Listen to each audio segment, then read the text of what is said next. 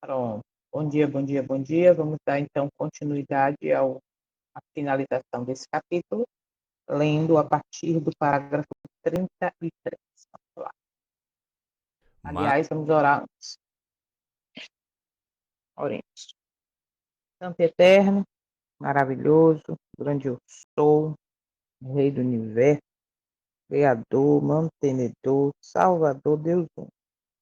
Estamos neste momento, neste dia de preparação, neste amanhecer, entrando em tua presença pela fé, rogando que o teu Santo Espírito esteja habitando em nós, nos transformando, nos dando discernimento, abrindo nossos olhos, nos convencendo do pecado, da justiça, do juízo e mostrando o caminho que nós devemos andar, nos guiando a toda a verdade.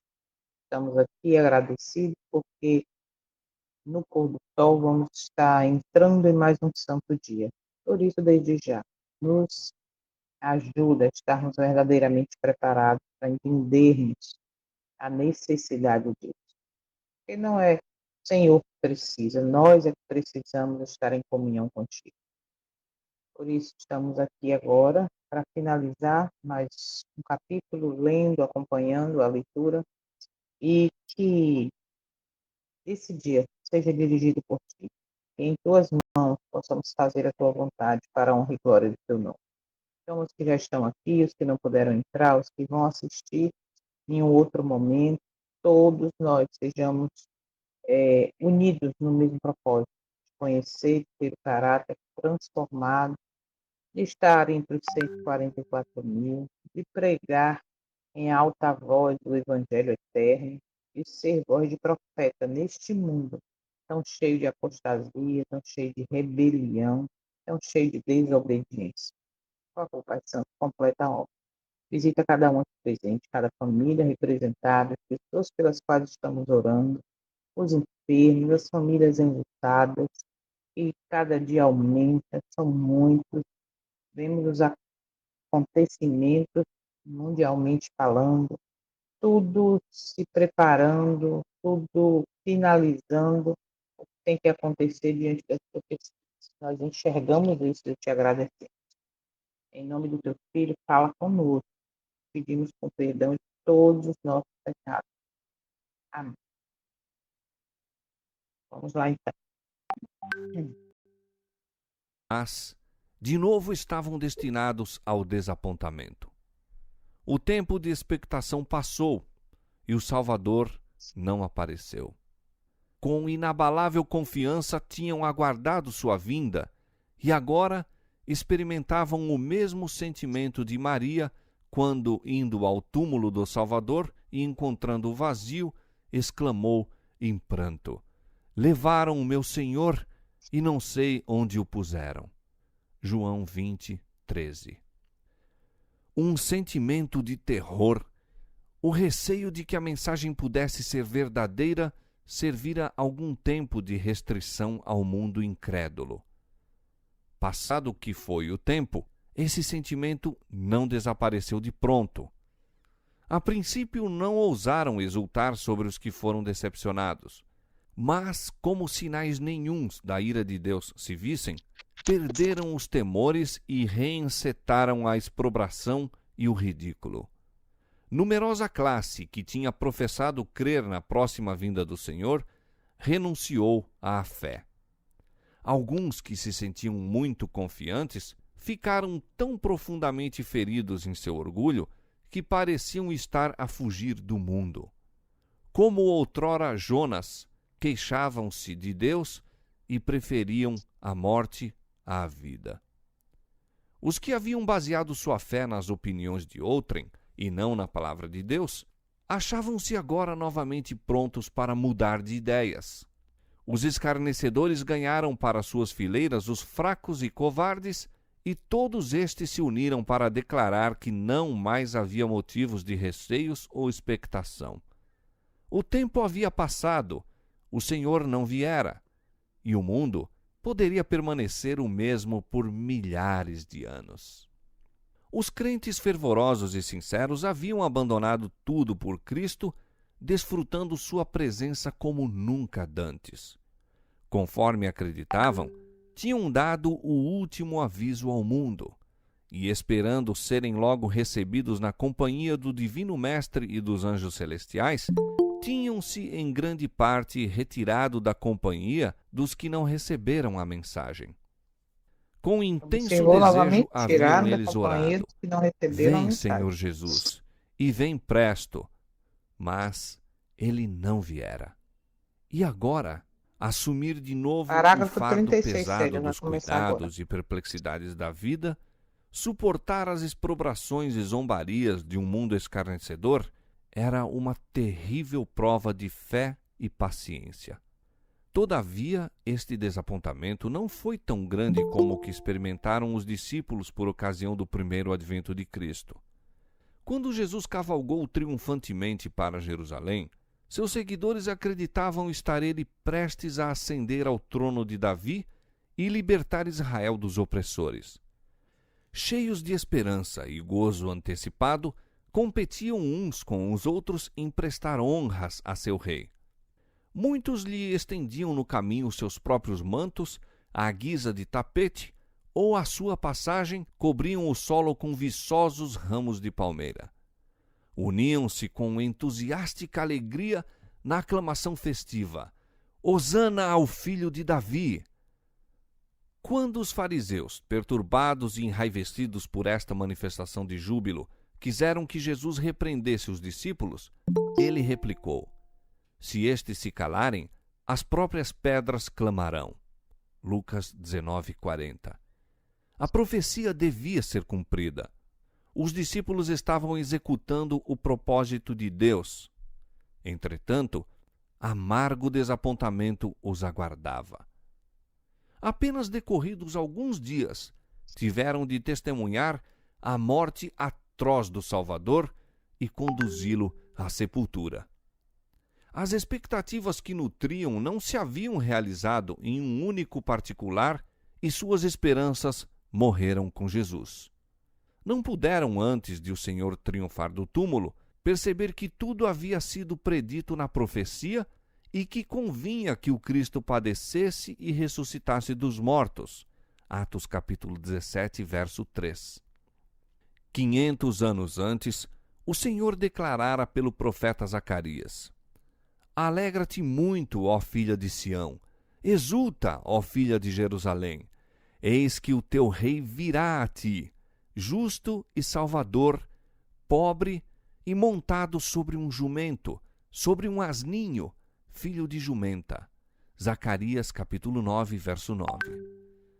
Não teriam os discípulos cumprido esta profecia se compreendessem que Cristo se encaminhava para o julgamento e a morte. De igual maneira, Miller e seus companheiros cumpriram a profecia e proclamaram a mensagem que a inspiração predissera, mas não o teriam feito se tivessem compreendido completamente as profecias que indicavam o seu desapontamento e outra mensagem a ser pregada a todas as nações antes que o Senhor viesse. As mensagens do primeiro e segundo anjos foram dadas no tempo devido e cumpriram a obra a que foram por Deus Olha designadas. O mundo estivera a olhar, na expectativa de que, se o tempo passasse e Cristo não aparecesse, todo o sistema do adventismo seria abandonado. Mas, enquanto muitos, sob forte tentação, deixaram a fé, alguns houve que permaneceram firmes. Os frutos do movimento adventista, o espírito de humildade e exame de coração, de renúncia ao mundo e reforma da vida, Olha, acompanharam a obra, testificando que esta era de Deus. eu só frisar isso aqui que é importante. A, peraí. Observa o espírito dos adventistas daquela época, ou seja, os que aguardavam a volta do Messias. Ó, os frutos do movimento adventista. 2 pontos. O espírito de humildade e exame íntimo de quê? De renúncia ao mundo e forma da vida, entende? Que haviam acompanhado a obra testificavam de que esta era de Deus. Hoje, o que é que o movimento adventista faz? Espírito de humildade é unânime? Não. A ideia de levar o adventista ao exame íntimo, à renúncia do mundo, à reforma de vida, essa é a mensagem. No entanto, ela não é mais falada, ensinada e, tristemente, não é vivida como deveria. Então, a gente observa como era o passado e como está hoje. É uma referência. E lembro aqui também o que a gente acabou de ouvir. As mensagens do primeiro e segundo anjos foram dadas no devido tempo e cumpriram a obra que Deus pretendera que realizasse. Então, essa mensagem ela já foi proclamada lá no passado, está sendo trazida novamente à luz para nós hoje. Isso é o que? Isso é misericórdia. Isso é paciência, isso é benignidade, isso é longanimidade do Eterno em relação a cada um de nós. Ok? E ainda no parágrafo 35 diz: eles tinham, como haviam crido, transmitido a última advertência ao mundo, ou seja, esses adventistas, essa é a nossa missão, tá? E esperado serem logo recebidos na companhia do Divino Mestre de anjos celestiais. Haviam-se em grande extensão separado ou apartado da companhia daqueles que não receberam a mensagem. Mais um trecho reforçando, né, a unanimidade dentro do que acreditavam. Por isso que hoje está havendo divisão, a sacudidura. Por quê? Porque como missão estamos falhando em negar o mundo, em renunciar ao mundo, em viver uma reforma. Vamos seguir. Não ousavam os fiéis negar que o poder do Espírito Santo acompanhara a pregação do segundo advento e não podiam descobrir erro algum na contagem dos períodos proféticos. Os mais hábeis de seus oponentes não conseguiram subverter-lhes o sistema de interpretação profética. Não poderiam consentir, sem prova bíblica, em renunciar posições que tinham sido atingidas por meio de ardoroso e devoto estudo das Escrituras, feito por inteligências iluminadas pelo Espírito de Deus e corações ardentes de seu vivo poder. Posições que tinham resistido à crítica mais severa e à mais amarga oposição dos mestres religiosos do povo e dos sábios deste mundo, e que haviam permanecido firmes ante as forças combinadas do saber e da eloquência contra a chufa e zombaria tanto das pessoas de reputação como do vulgo. Verdade é que houve erro quanto ao acontecimento esperado, mas mesmo isto não podia abalar-lhes a fé na palavra de Deus. Quando Jonas proclamou nas ruas de Nínive que dentro de 40 dias a cidade seria subvertida, o Senhor aceitou a humilhação dos ninivitas e prolongou-lhes o tempo de graça. No entanto, a mensagem de Jonas foi enviada por Deus, e Nínive foi provada segundo a sua vontade. Acreditaram os adventistas que, de modo semelhante, Deus o levara a dar a advertência do juízo. O aviso, diziam eles, provou o coração de todos os que o ouviram, despertando interesse pelo aparecimento do Senhor, ou suscitou, para com a sua vinda, ódio mais ou menos perceptível, porém conhecido por Deus. Traçou uma linha divisória, de modo que os que examinassem seu próprio coração soubessem de que lado teriam sido encontrados se então o Senhor tivesse vindo. Se teriam exclamado: eis que este é o nosso Deus a quem aguardávamos e ele nos salvará, ou se teriam pedido às rochas e montanhas que caíssem sobre eles, a fim de os ocultar da face daquele que se assenta sobre o trono e da ira do Cordeiro. Assim Deus, como cremos, experimentou seu povo, pôs-lhe à prova a fé e viu se na hora da angústia recuaria da posição em que houvera por bem colocá-lo e se abandonaria este mundo, depositando implícita confiança na palavra de Deus. O sentir dos que ainda criam que Deus os havia guiado em sua experiência exprime-se nestas palavras de Guilherme Miller: tivesse eu de viver de novo a minha vida com a mesma evidência que tive então de ser sincero para com Deus e o homem, eu teria de agir como agi. Espero ter limpado minhas vestes do sangue das almas. Sinto que, tanto quanto estava em meu poder, me livrei de toda a culpa em sua condenação. Posto que tenha sido 2 vezes desapontado, escreveu este homem de Deus, ainda não estou abatido nem desanimado. Minha esperança na vinda de Cristo é tão firme como sempre. Fiz apenas aquilo que, depois de anos de solene consideração, compreendi ser meu dever sagrado fazer. Se errei, foi do lado da caridade, do amor para com os meus semelhantes e da convicção do dever para com Deus. Uma coisa sei: nada preguei que não cresce, e Deus foi comigo. Seu poder se manifestou na obra, e muito benefício foi feito.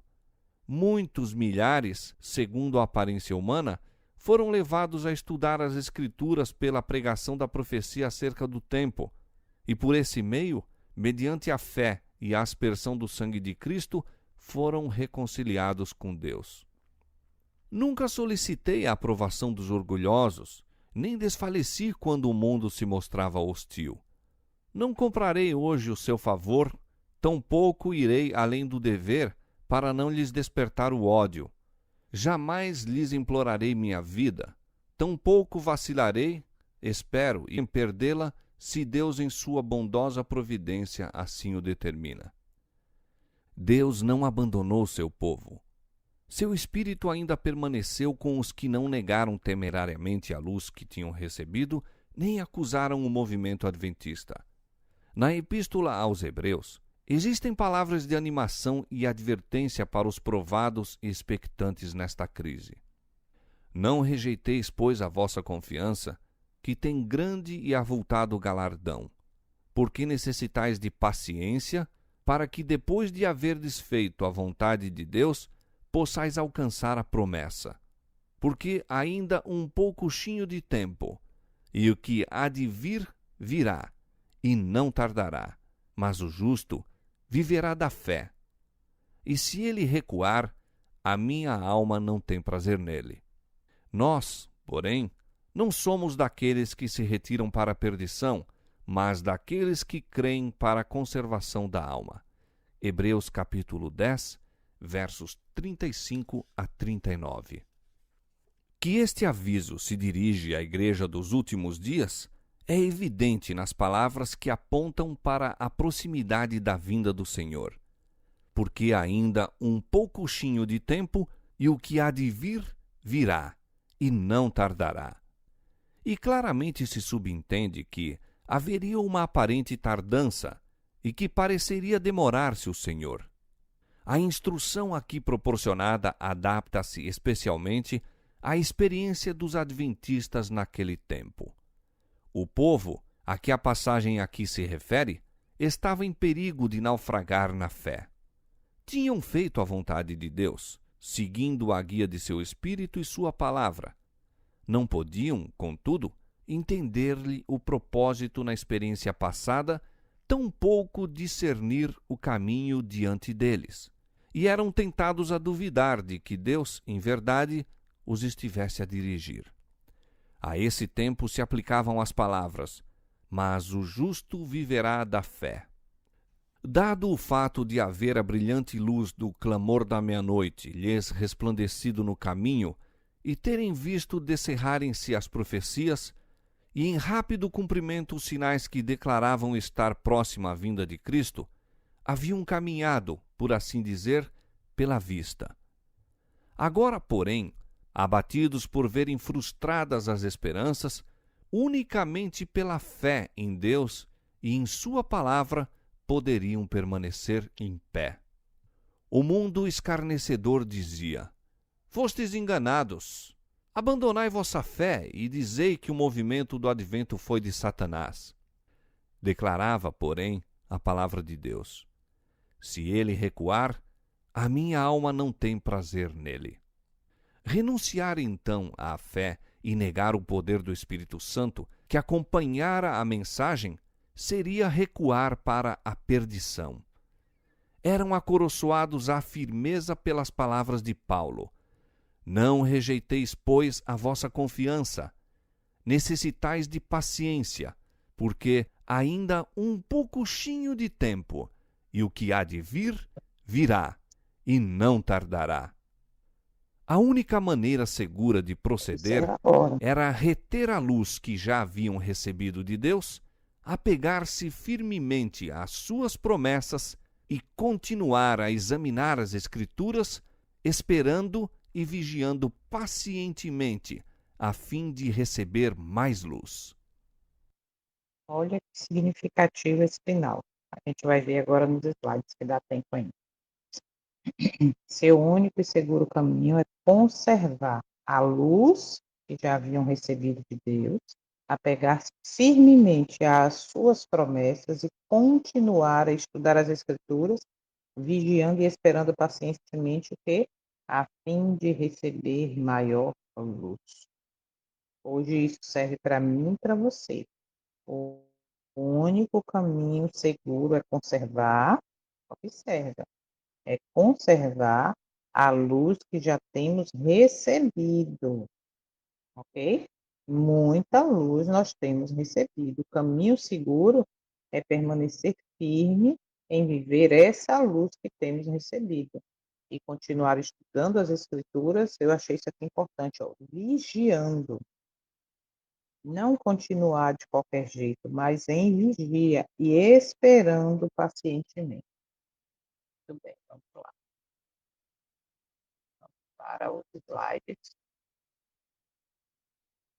e ainda dá tempo e a gente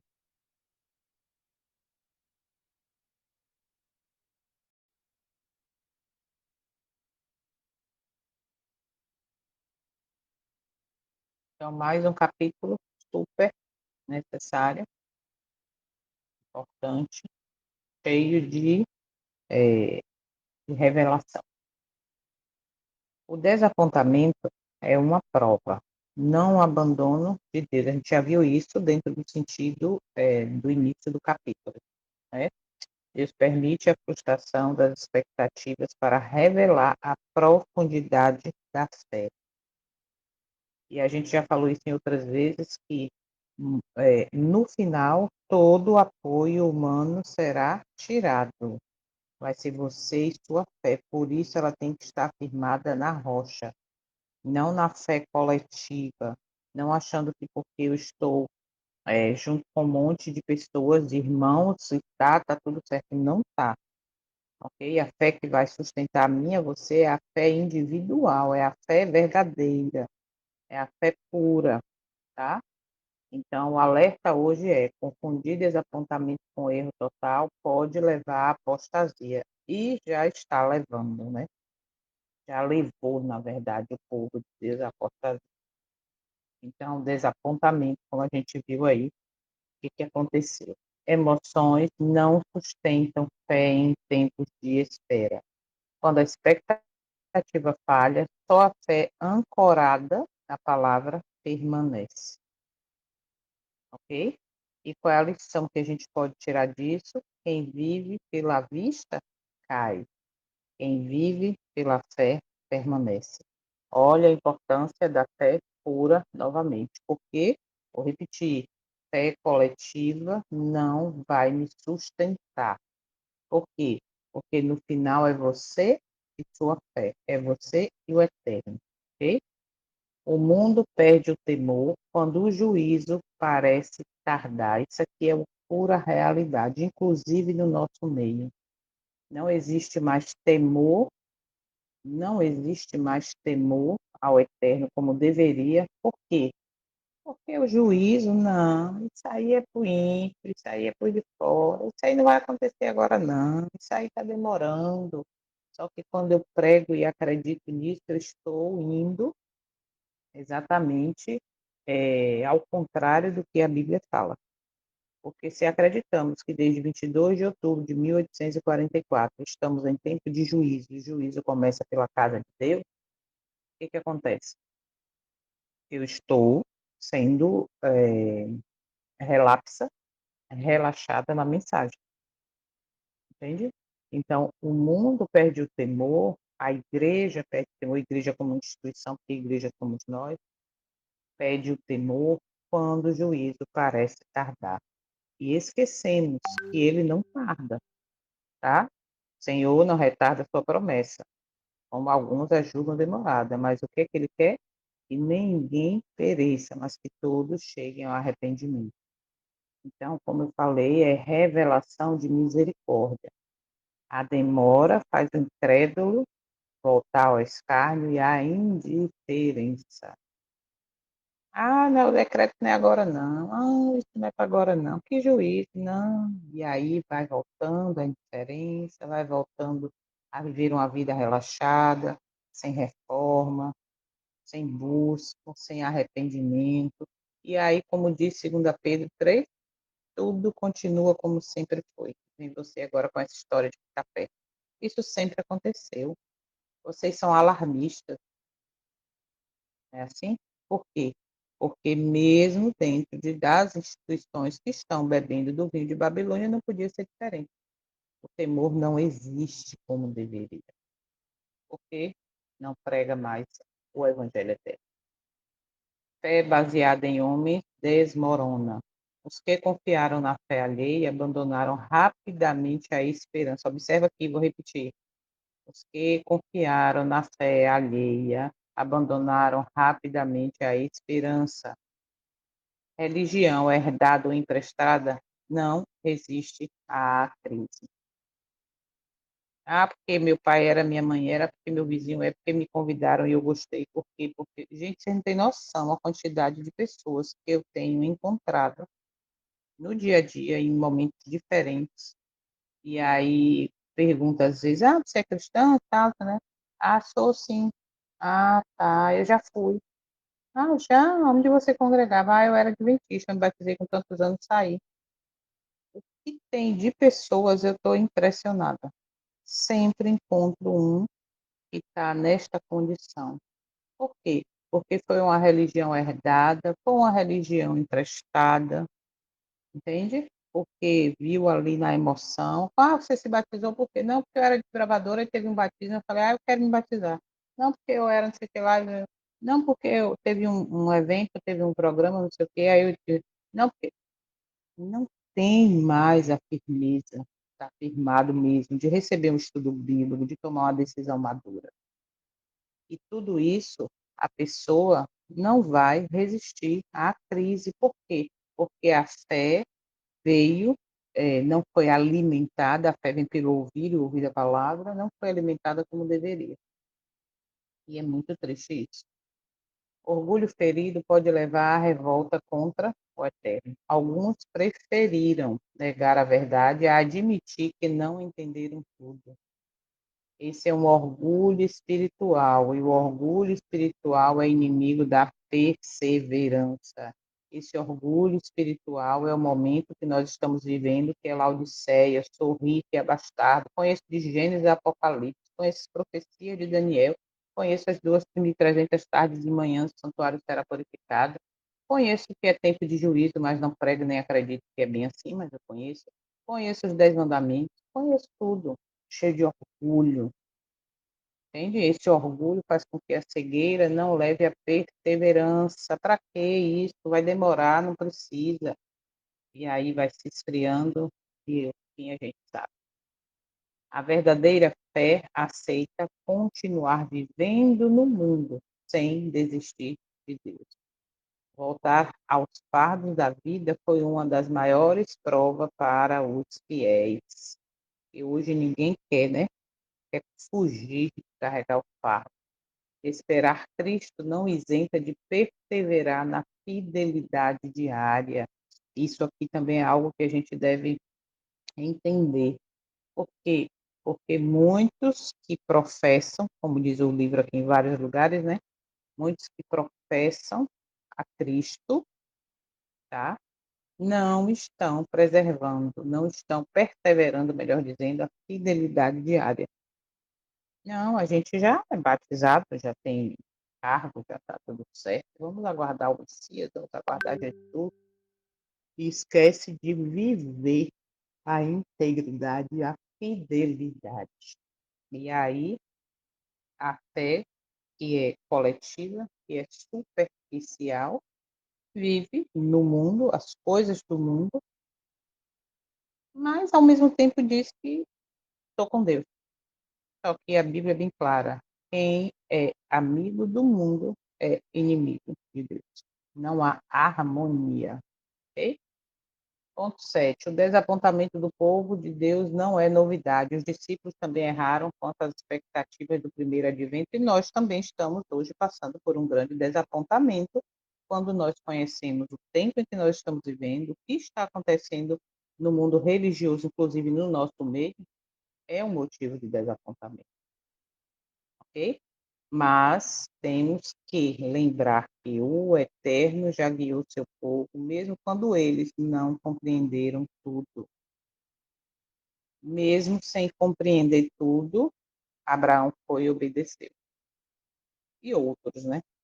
Então a gente percebe que ainda não temos a luz total e não teremos, mas isso não justifica não viver a luz que já temos até aqui. Olha o que a gente leu no finalzinho: apegar-se firmemente às promessas e continuar a estudar as Escrituras, vigiando e esperando pacientemente, a fim de receber maior luz. Ok? Profecias podem ser cumpridas sem serem totalmente compreendidas. Os discípulos cumpriram Zacarias 9:9 sem entender o desfecho imediato. Deus sempre usa-nos, mesmo quando nosso entendimento é parcial. Ok? 9. O erro na expectativa não invalida a missão. Mila e seus companheiros obedeceram à ordem divina no tempo certo. A obediência sincera é aceita por Deus, mesmo com compreensão limitada. Obediência.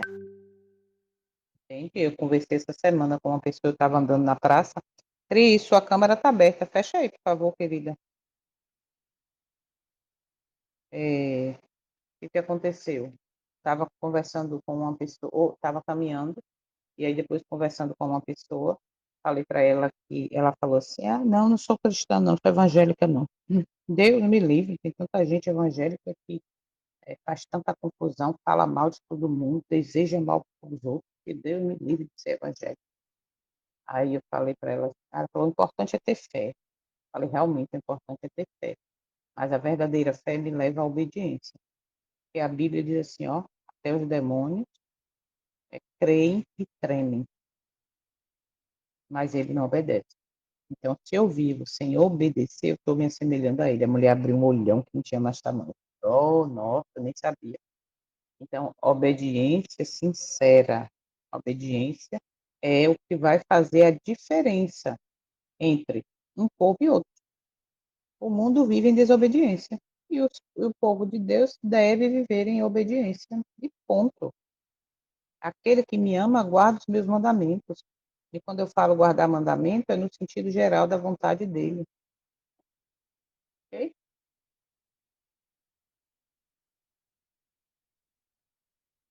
Ponto 10. Nem todos abandonaram a fé após a prova. Alguns permaneceram firmes, sustentados pelos frutos espirituais do movimento.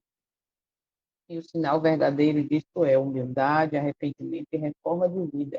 Isso deve permanecer. Humildade, arrependimento e reforma de vida. Se não existe isso aqui, humildade, arrependimento e reforma de vida, cuidado. Cuidado com a fé que você está professando ou achando que tem. Por quê? Porque se não está dentro desse quadro, esses três pilares, vamos dizer assim, humildade diante do Eterno, né? Arrependimento e reforma de vida, falta ainda algo mais, tá? Falta você entender o que é realmente dentro do quadro a fé verdadeira. frutos espirituais confirmam a ação de Deus. O exame de coração é a renúncia do mundo. Observa isso aqui. O exame de coração e a renúncia do mundo ao mundo testificam que a obra foi divina, ou testificaram que a obra era divina. O exame de coração e a renúncia do mundo. Agora eu pergunto, o que nós temos aprendido, ou que é pregado hoje dentro do Evangelho, que não é mais o eterno, como a gente já entendeu isso muito bem, não leva mais o membro ao exame de coração profundo, não leva mais o membro ao arrependimento, a uma reforma de vida, a uma renúncia do mundo.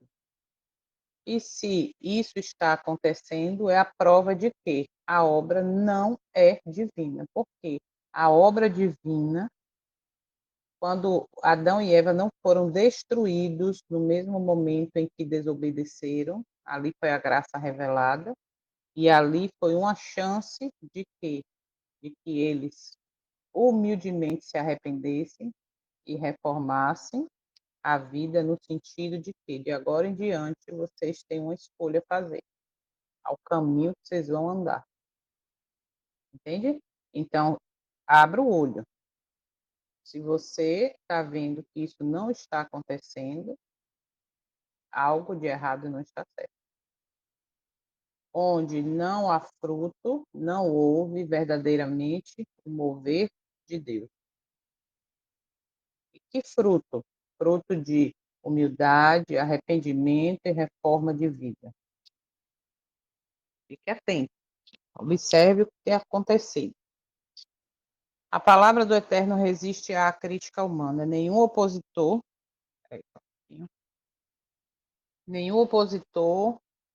conseguiu destruir o fundamento profético bíblico. Ou seja, a verdade não depende de aceitação popular.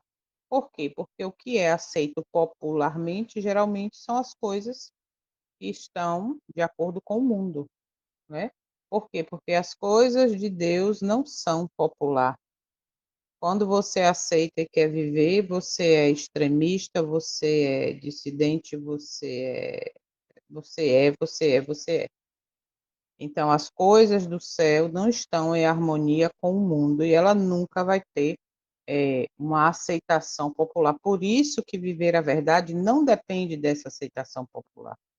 Aí talvez a gente pare e diga assim, não, esse caminho que eu estou indo, o que eu estou vendo aqui, a maioria não quer. Então, não é bem por aí. Cuidado, porque a verdade de fato, verdadeira, não depende de aceitação popular, ok? Por isso que eu já falei algumas vezes, aquela história de amigo de Deus, amigo de todos, não é bem assim. Por quê? Porque quem é amigo, né, no sentido de aceita tudo para ter uma boa, como é que eu posso dizer? Aceita tudo para ter um bom relacionamento com todos, aceitação popular, não é, de fato, o que agrada ao céu. Porque o céu não tem harmonia com o mundo. O Eterno usa mensagens de advertência para provar corações. Como em Nínive, como a gente leu aqui, a mensagem cumpriu seu propósito, mesmo sem cumprimento imediato esperado. Ou seja, olha esse sinal aqui, ó. A verdade sempre divide, revela e prova. Isso aqui é interessante. Divide, revela e prova. Ok? E a gente viu aqui em duas partes desse capítulo falando sobre divisão. Falando que os que aceitaram a mensagem, os adventistas que aceitaram a mensagem, o que foi que eles fizeram? Eles se dividiram. Eles se desligaram daquele grupo que não estava acreditando, okay? Que não queriam seguir ali no estudo. A prova revela de que lado cada um estaria. A mensagem mostrou quem amava a vinda de Cristo e quem a temia. Por quê? Porque o que aconteceu? Quando eles entenderam, né, quem realmente amava a vinda, e a mensagem era essa, que aconteceu? Eles voltaram ao estudo da Bíblia depois do desapontamento, eles entenderam a luz, eles começaram a viver a luz e assim nasceu o movimento adventista, oficialmente falando, do sétimo dia. Por quê? Porque um grupo continuou estudando. Então, essa mensagem dividiu naquela época um povo. E a divisão foi quem amava e quem não amava. Ok? Quem amava, aceitava, vivia e continuou. E quem não, voltou e deixou isso para lá e não é bem assim. Então, a espera revela motivações profundas do coração. Porque, como a gente já viu também, não adianta só conhecer e não viver. O que adianta eu dizer Cristo vai voltar, Maranata, e não viver, e não pregar, e não, desculpa, e não estar preparado? Que adianta eu pregar e viver e dizer e não estar preparado? Porque Jesus vai voltar é fato, ok? Não tem para onde correr. Eu acredite ou não acredite, eu acho ou não acho, não é, Jesus vai voltar. Agora, o que adianta eu saber disso e não estar preparado? Porque se eu não estiver preparado, o que vai acontecer? Perca da eternidade. Então, só conhecer não é o suficiente. E estar preparado é mortificação para o mundo. É difícil, mas com ele é possível. Em todas as áreas. Comer, beber, vestir, falar e por aí vai. Recuar da fé após receber luz é perigoso. Hebreus alerta contra rejeitar a confiança depois da prova. Isso é um alerta sério. A apostasia após grande luz traz endurecimento espiritual ou endurecimento de coração. Guarda isso.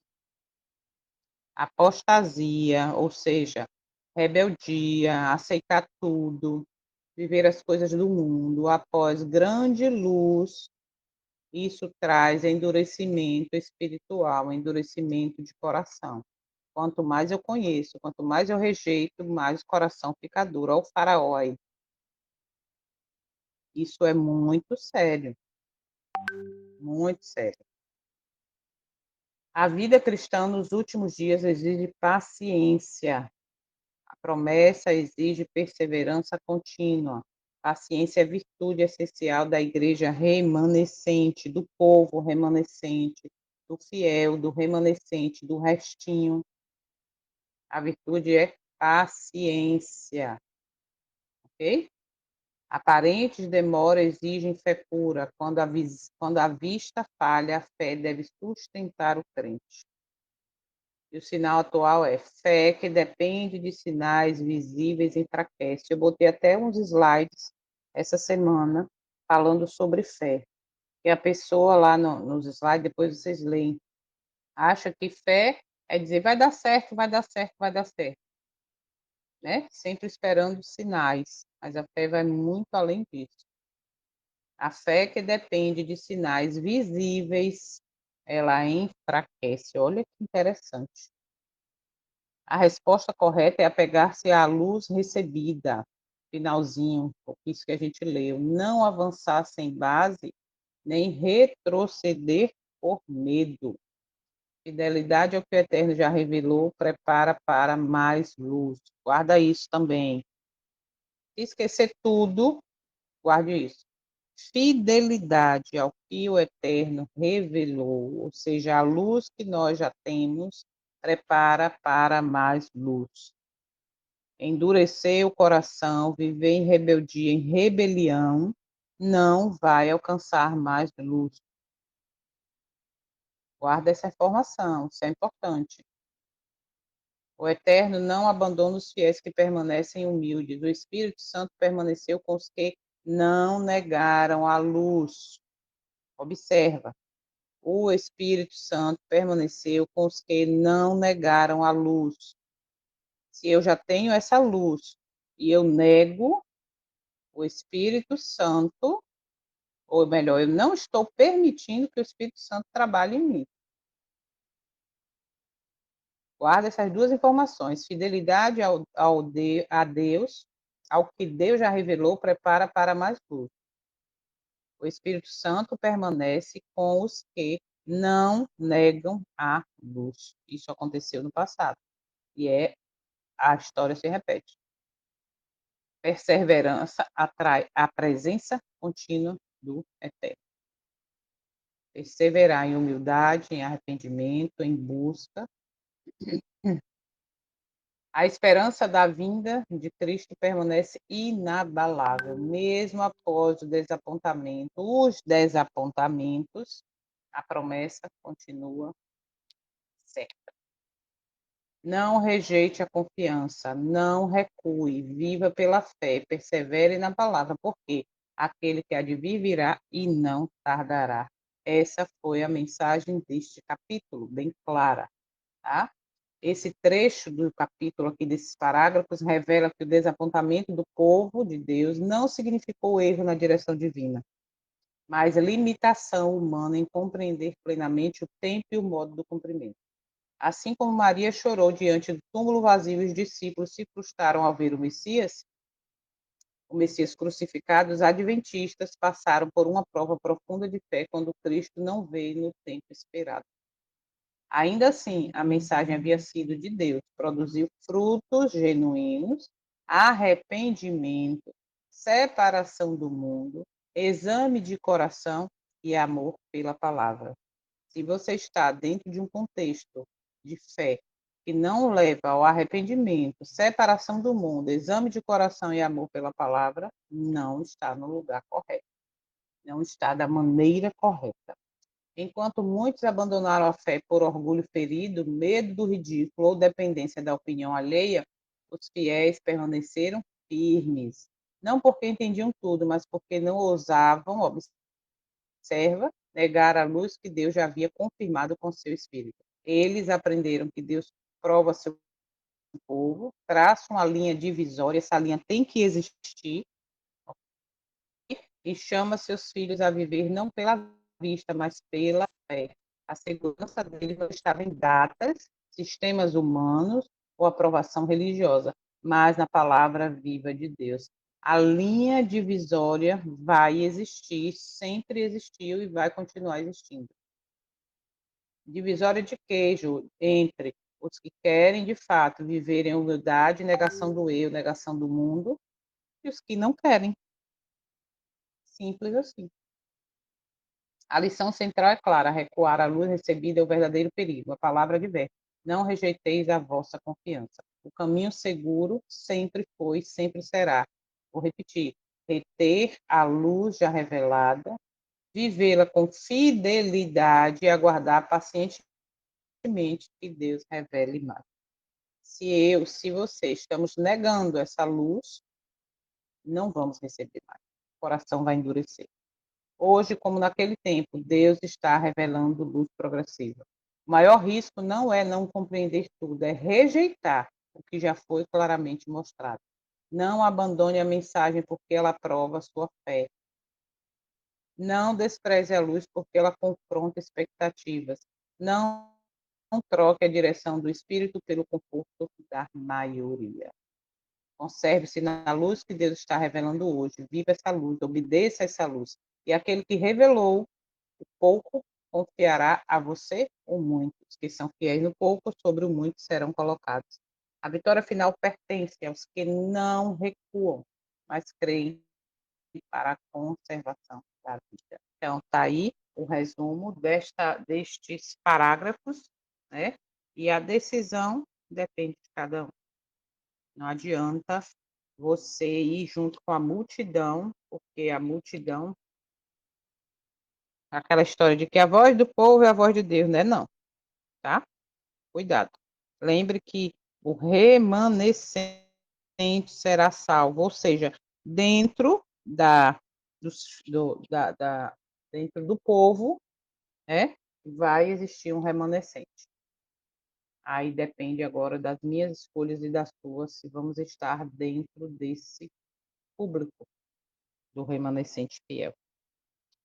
Amanhã vamos assistir, no sábado, um vídeo que eu assisti ontem. No próximo sábado a gente assiste o 2 e no outro sábado o 3 desses vídeos que eu assisti. E vale muito a pena assistirmos juntos e vamos estar confirmando exatamente o que estamos estudando. E a história se repete, tá bom? Então, se o Eterno permitir, vamos estar fazendo isso. É um bom dia de preparação e possamos, mais uma vez, como eu sempre digo, andar como Enoque com Deus, independente do que venhamos a fazer. Oremos então. O irmão Lênin está me fazendo falta, que era sempre meu companheiro aqui de oração no final, mas o Eterno sabe de todas as coisas. Oremos então.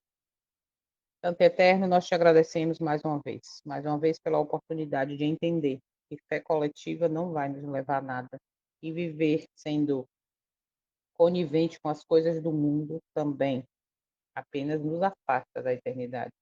Nós devemos viver como aprendemos aqui, uma vida de humildade, arrependimento, negação do mundo, negação do eu. E não negar a luz que tem sido revelada até aqui. Agradecemos por essa oportunidade de misericórdia. Prepara-nos para o teu santo dia, que virá no pôr do sol. Pedimos essas bênçãos, te agradecemos em nome do teu Filho, nosso Salvador. Amém. Bom dia, bom dia, bom dia. Que o Senhor te abençoe e te guarde. Amém.